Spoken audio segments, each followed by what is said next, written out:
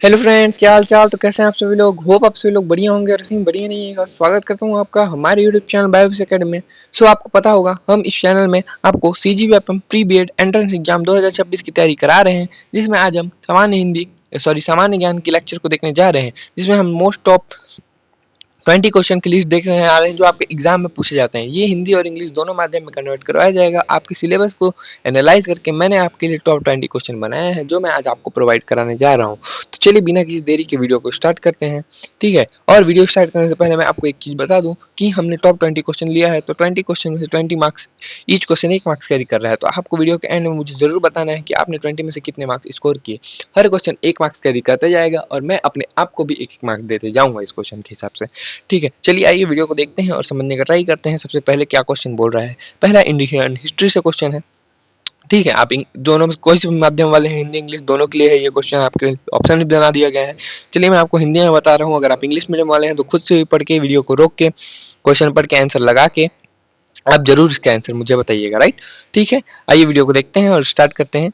तो पहला क्वेश्चन बोल रहा है, निम्नलिखित में से किसके भारतीय राष्ट्र कांग्रेस की ऐतिहासिक 1929 के लाहौर के अधिवेश की अध्यक्षता की थी। आपके ऑप्शन है महात्मा गांधी, जवाहरलाल नेहरू, सुभाष चंद्र बोस या बाल गंगाधर तिलक। मैं आपको इसका आंसर बताता हूँ। भारतीय राष्ट्र कांग्रेस की ऐतिहासिक 1929 में लाहौर अधिवेश की अध्यक्षता जवाहरलाल नेहरू ने की थी। तो इसका हो जाएगा option number B, Jawaharlal Nehru. और इसकी व्याख्या नीचे दी गई है, आप व्याख्या को देख सकते हैं। इसमें हमने 1 मार्क्स स्कोर कर लिया है। आइए क्वेश्चन नंबर 2 देखते हैं। क्वेश्चन नंबर 2 क्या बोल रहा है अपने को।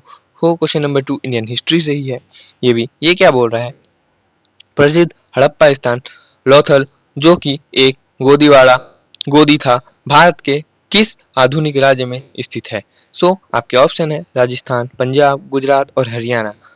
ये गुजरात में स्थित है। और गुजरात में क्यों स्थित है, इसकी व्याख्या आपको नीचे दी गई है, आप जरूर देख लीजिएगा। तो इसमें भी हमने 1 मार्क्स स्कोर कर लिया है। ठीक है, अब आपका एग्जाम 11 तारीख को ही कंडक्ट हो रहा है, इसी बिहाफ में मैंने इस लेक्चर को आपके लिए बनाया है। ठीक है, आइए क्वेश्चन नंबर 3 देखते हैं। क्वेश्चन नंबर 3 अपने को क्या बोल रहा है। सो किस संविधान संशोधन अधिनियम द्वारा भारतीय संविधान में मौलिक कर्तव्य को शामिल किया गया था। आपके ऑप्शन 4 ठोक आपको दिए हैं, आप जरूर उसको बताइए। वीडियो को रोक के आप आंसर जरूर दीजिए, मैं आपको इसका आंसर बताता हूँ। 42वें संशोधन अधिनियम के द्वारा इसका सिद्धांत दिया गया था। तो इसका हो जाएगा ऑप्शन नंबर ए, और इसकी व्याख्या नीचे दी गई है, तो आप उसको देख के पढ़ सकते हैं। राइट, आइए क्वेश्चन नंबर 4 देखते हैं। अब आपके पास समय कम है, तो मैं आपको एक एक की व्याख्या नहीं बता रहा हूँ, वो आप खुद से भी पढ़ सकते हैं। राइट, वीडियो को रोक के।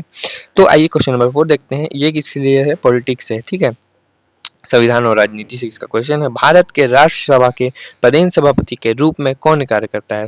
भारत के राष्ट्रसभा के पदेन सभापति के रूप में वाइस प्रेसिडेंट ऑफ इंडिया यानी कि उपराष्ट्रपति काम करता है। और ये क्यों काम करता है, इसकी व्याख्या नीचे दी गई है, आप उसको जरूर से पढ़ लीजिएगा। ऑप्शन नंबर सी, इसमें भी हमने 1 मार्क्स स्कोर कर लिया है। आइए क्वेश्चन नंबर 5 देखते हैं। क्वेश्चन नंबर 5 अपने को किससे रिलेटेड है। क्वेश्चन नंबर 5 भूगोल से रिलेटेड है। तो ये क्या बोल रहा है, किस नदी को दक्षिण गंगा यानी दक्षिण की गंगा के नाम से जाना जाता है। आपके ऑप्शन है कृष्णा, गोदावरी, कावेरी या नर्मदा। इसका आंसर हो जाएगा गोदावरी। गोदावरी को दक्षिण की गंगा के नाम से जाना जाता है। ऑप्शन नंबर बी, इसमें भी हमने 1 मार्क्स स्कोर कर लिए हैं, व्याख्या नीचे दी गई है। राइट, आइए देखते हैं 6वां नंबर क्वेश्चन, ये भी भूगोल से लिया गया है। क्या बोल रहा है, भारत का एकमात्र सक्रिय ज्वालामुखी बैरन द्वीप निम्नलिखित में से किस क्षेत्र में स्थित है।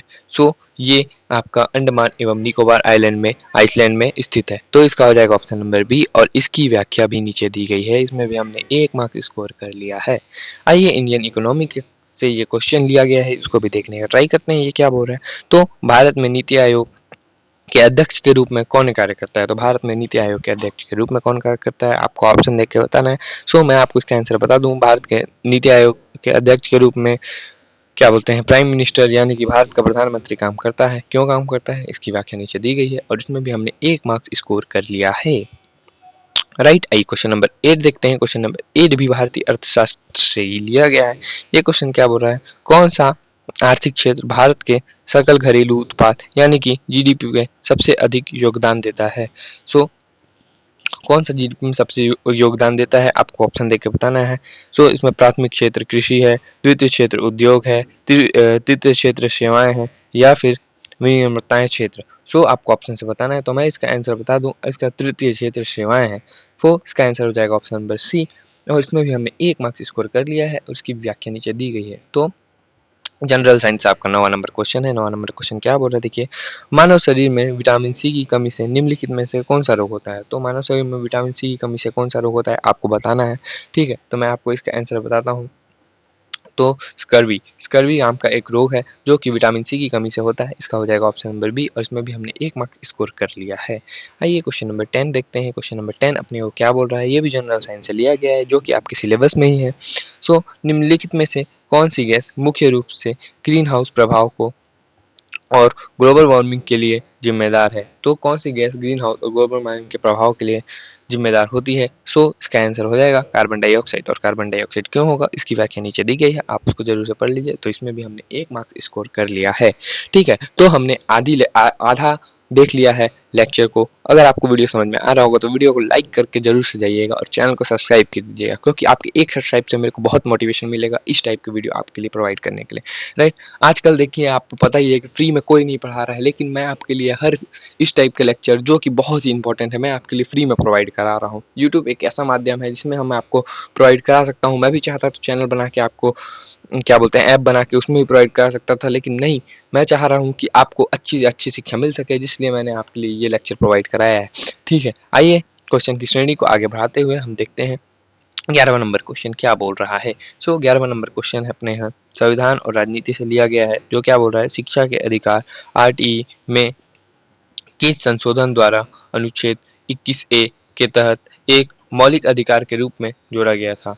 सो इसकी ऑप्शन आपको दी गई है, आपको बताना है, मैं इसका आंसर बता रहा हूँ। तो 86 संशोधन के रूप में जोड़ा गया था, ऑप्शन नंबर बी हो जाएगा इसका आंसर। अब क्यों जोड़ा गया था इसकी व्याख्या अगर आप पढ़ेंगे तो आपको समझ में आ जाएगा, ठीक है। आखिरी का समय है, मैं आपको एक एक पढ़ के तो नहीं बता पाऊंगा, इसलिए आपको खुद से ही पढ़ना पड़ेगा, राइट। चलिए आइए क्वेश्चन नंबर 12 देखते हैं और वीडियो की श्रेणी को आगे बढ़ाते हैं। क्वेश्चन की श्रेणी को ये भूगोल और पर्यावरण से लिया गया है। तो क्या बोल रहा है, छत्तीसगढ़ की जीवन रेखा कहने वाले महानदी का उद्गम निम्नलिखित में से किस पहाड़ से होता है। सो इसका आंसर आपको बताना है। देखिए इस टाइप से क्वेश्चन आपके बोलेंगे, छत्तीसगढ़ की जीवन रेखा कहलाने वाली महानदी का उद्गम निम्नलिखित में किस पहाड़ से होता है। सो आपके ऑप्शन बहुत सारे हैं, तो आपका इसका आंसर क्या हो जाएगा देखते हैं, सिहावा पहाड़। सो ऑप्शन नंबर ए, ये इस यहाँ से इसका उद्गम होता है। अब क्यों होता है ये तो आपको व्याख्या पढ़ने के बाद ही समझ में आएगी, राइट। आइए वीडियो को देखते हैं।